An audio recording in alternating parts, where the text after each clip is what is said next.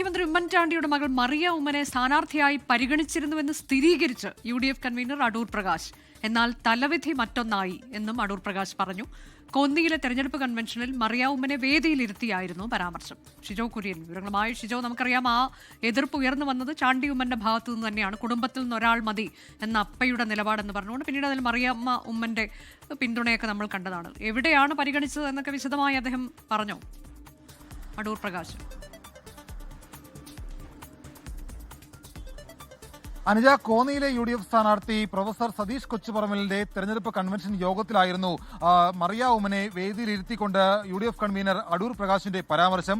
അടൂർ പ്രകാശ് മറിയ ഉമ്മനെ വേദിയിലിരുത്തി പറഞ്ഞത്, ഈ തെരഞ്ഞെടുപ്പിൽ മറിയ ഉമ്മനെ സ്ഥാനാർത്ഥിയായിട്ട് UDF നേതൃത്വം വളരെ സജീവമായിട്ട് പരിഗണിച്ചിരുന്നു, എന്നാൽ തലവിധി മറ്റൊന്നായി പോയി എന്നുള്ളതായിരുന്നു UDF കൺവീനർ അടൂർ പ്രകാശിന്റെ പരാമർശം. അത് മറിയ ഉമ്മനെ വേദിയിലിരുത്തി തന്നെയായിരുന്നു. നമുക്കെല്ലാവർക്കും അറിയാവുന്നതുപോലെ മറിയ ഉമ്മൻ ഈ തെരഞ്ഞെടുപ്പിൽ സ്ഥാനാർത്ഥിയാകും. വിവിധ മണ്ഡലങ്ങളിലേക്ക് മറിയ ഉമ്മനെ പരിഗണിക്കുന്നുണ്ട്. അതുമായി ബന്ധപ്പെട്ടുകൊണ്ട് മറിയ ഉമ്മൻ വലിയ തരത്തിലുള്ള പ്രചരണങ്ങൾ ആരംഭിക്കുകയും ചെയ്തിട്ടുണ്ട്. വിവിധ മതമേലധ്യക്ഷന്മാരെ നേരിൽ പോയി കാണുകയും ഡൽഹിക്ക് മറിയ ഉമ്മൻ പോയ കാര്യമൊക്കെ 24 വളരെ കൃത്യമായിട്ട് പറഞ്ഞതാണ്. നേരത്തെ തന്നെ മറിയ ഉമ്മൻ സ്ഥാനാർത്ഥിയാകും. അത് സംബന്ധിച്ചുകൊണ്ട് UDF നേതൃത്വം ചർച്ചകൾ തുടങ്ങിയിട്ടുണ്ട്.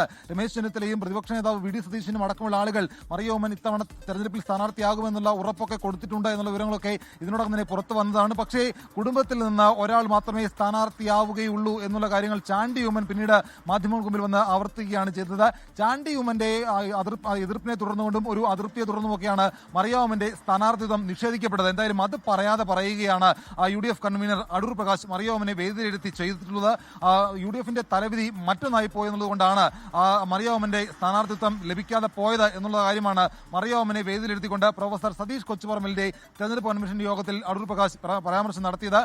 ഒരുപക്ഷേ ചാണ്ടി ഉമ്മൻ ഇതിനകത്ത് ഒരു സമ്മതം മൂളിയിരുന്നുവെങ്കിൽ കാഞ്ഞിരപ്പള്ളി നിയോജക മണ്ഡലത്തിലോ ചെങ്ങന്നൂരിലോ അതല്ല എങ്കിൽ പത്തനംതിട്ട ജില്ലയിലെ ഏതെങ്കിലും ഒരു നിയോജക മണ്ഡലത്തിലോ മറിയ ഉമ്മൻ സ്ഥാനാർത്ഥിയാകുമായിരുന്നു. പക്ഷെ അതിന് ഒരു തടസ്സം നിന്നത് ചാണ്ടി ഉമ്മനാണ്. അതിന്റെ പേരിലാണ് ഒരു തലവിധി മറ്റൊന്നായി പോയി എന്നുള്ള പരാമർശം UDF കൺവീനർ നടത്തിയത്.